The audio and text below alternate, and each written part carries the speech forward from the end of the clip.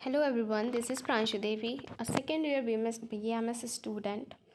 Today we are going to study चरक संहिता। सबसे पहले हम इसके बेसिक्स ऑफ चरक संहिता जानेंगे। उसमें सबसे पहले जो इंट्रोडक्शन पार्ट है उसमें हम स्टार्ट करते हैं चरक संहिता की ओरिजिन कहाँ से हुई है।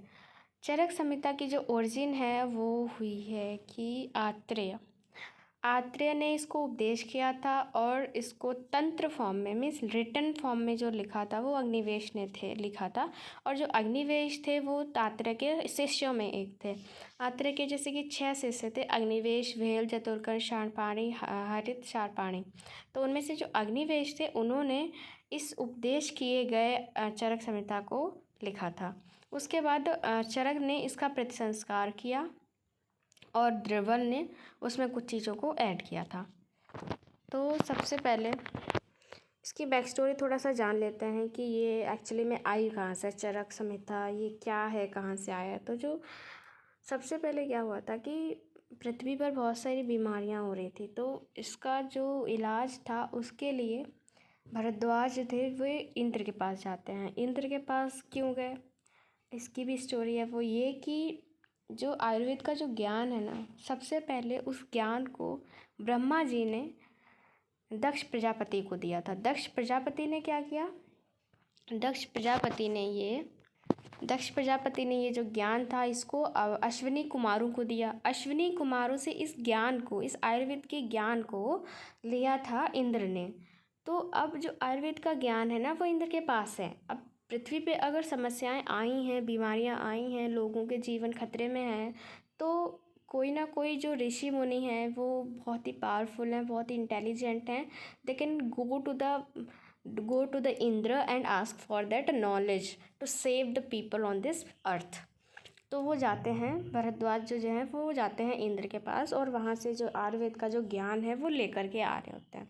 लेकर के जब वो आ जाते हैं इस आयुर्वेद के ज्ञान को, उस आयुर्वेद के ज्ञान को जो है वो आत्रेय को सुनाते हैं, आत्रेय को बताते हैं। आत्रेय ने क्या किया, इसे अपने शिष्यों को सुना दिया। उनके जो 6 शिष्य थे उनको सुनाया उन्होंने। उनमें से जो एक शिष्य था अग्निवेश, अग्निवेश ने इसको रिटन फॉर्म में लिख के रख दिया ताकि इन फ्यूचर लोगों के ये काम आ सके, उनके जीवन को बचाने के लिए।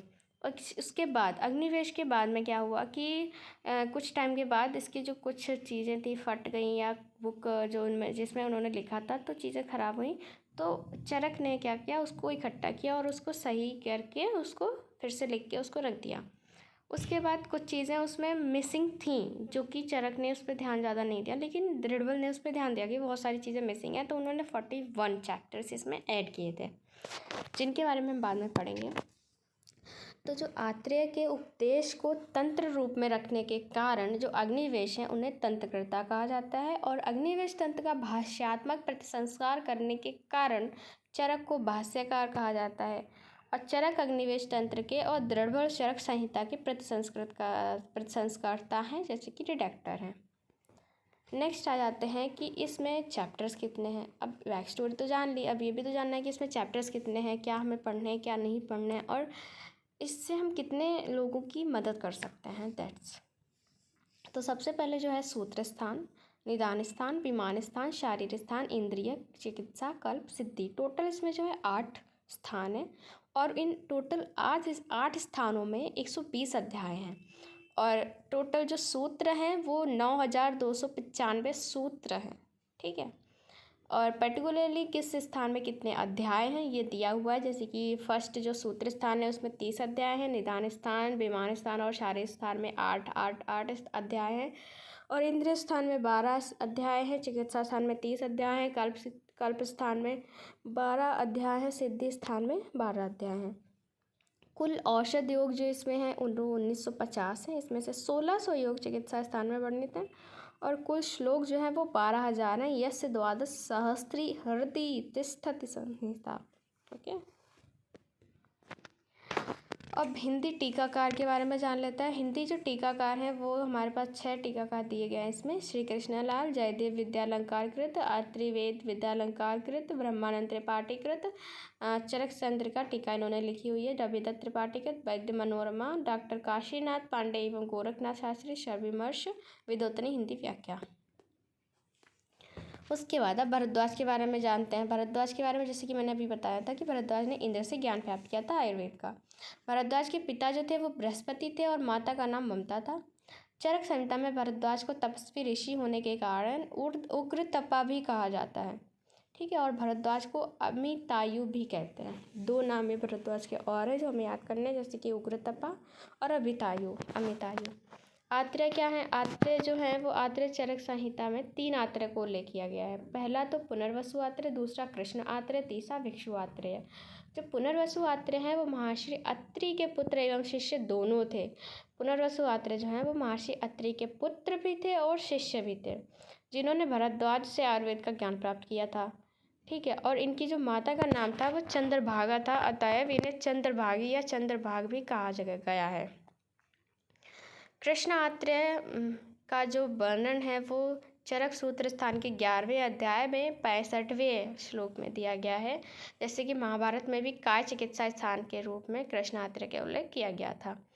भिक्षु आत्रेय जो थे कालवाद के समर्थक थे और आत्रेय के शिष्य भिक्षु आत्रेय के ही जो 6 शिष्य थे, जैसे कि अग्निवेश, पराशर, जतुकर, हारित, भेल, शरीपाणी।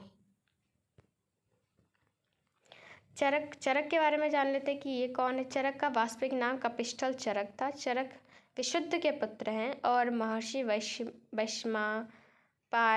वैशम्पायन के शिष्य है। चरक कुशाल वंशीय राजा कनिष्ठ के राजवैद्य थे। इनके राजवैद्य थे वो चरक थे। अभाव प्रकाश के अनुसार चरक शेषनाग के अवतार तथा यायावर कोटि के ऋषि हैं। ऋषि के 2 प्रकार होते हैं, शालीन कुटी में रहने वाले, यायावर घूम फिरकर ज्ञान अर्जित करने वाले। यायावर थे मतलब ये घूम फिरकर अपना ज्ञान अर्जित करते थे। चरक का निवास स्थान पंचनद प्रांत में इरावती एवं चंद्रभागा नदियों के बीच स्थित कपिस्थल ग्राम में था। कृष्ण आयुर्वेद की एक शाखा का नाम भी चरक है और इस संप्रदाय के लोग भी चरक कहलाते हैं। वाह। दृढ़बल एक कपिलवली के पुत्र थे। इन्होंने चरक संहिता में 120 अध्यायों में से 41 अध्याय चिकित्सा के 17 और कल्प के 12, सिद्धि के 12 लिखे हैं। चिकित्सा स्थान में के रसायन, बाजीकरण, मादायत्य, ज्वर, रक्तपित्त, गुल्म, प्रमेह, कुष्ठ, राजक्षमा, अर्श, अविशार, दिवाणी, विसर्प अध्यायों को छोड़कर शेष सभी 17 अध्याय दृढ़बल ने लिखे हैं।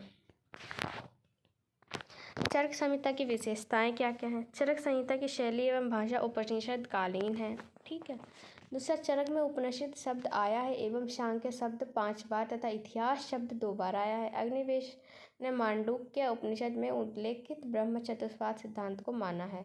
चतुष्पाद सिद्धांत क्या था? वैश्वानर, तेजस, व्रांग, तूर्य, ये 4 बाद ब्रह्म के कहे गए हैं। चरक संहिता में वैद्य की तृतीया जाति, पंचमहाभूत, सप्तधातु सिद्धांत ये सभी उपनिषद कालीन माने जाते हैं। वैद्य की तृतीया जाति गर्भ में जन्म, प्रसव के पश्चात जन्म, मृत्यु के पश्चात पुनर्जन्म।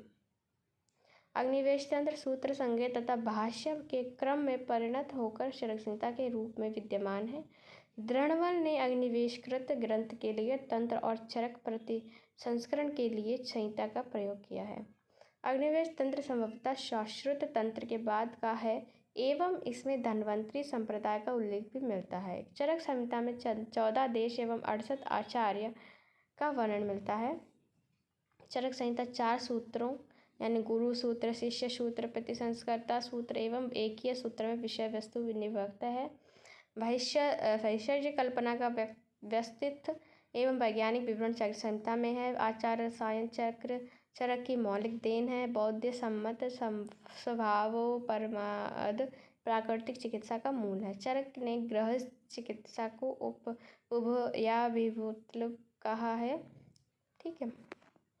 अब चरक संहिता में कुल 7 स्थानों पर संभाषा परिषद का उल्लेख मिलता है। सूत्र स्थान में 4, शरीर स्थान में 2 और सिद्धि स्थान में 1। तो अब जो चैप्टर्स हैं वो हम देख लेते हैं। दीर्घजीवितीयम सबसे पहला चैप्टर है, दूसरा वात कला का लिए, तीसरा यज्ञ पुरुषीय, चौथा आत्रेय भद्रकापीय, गर्भवती शरीर विषय, शरीर फल मात्रा सिद्धि,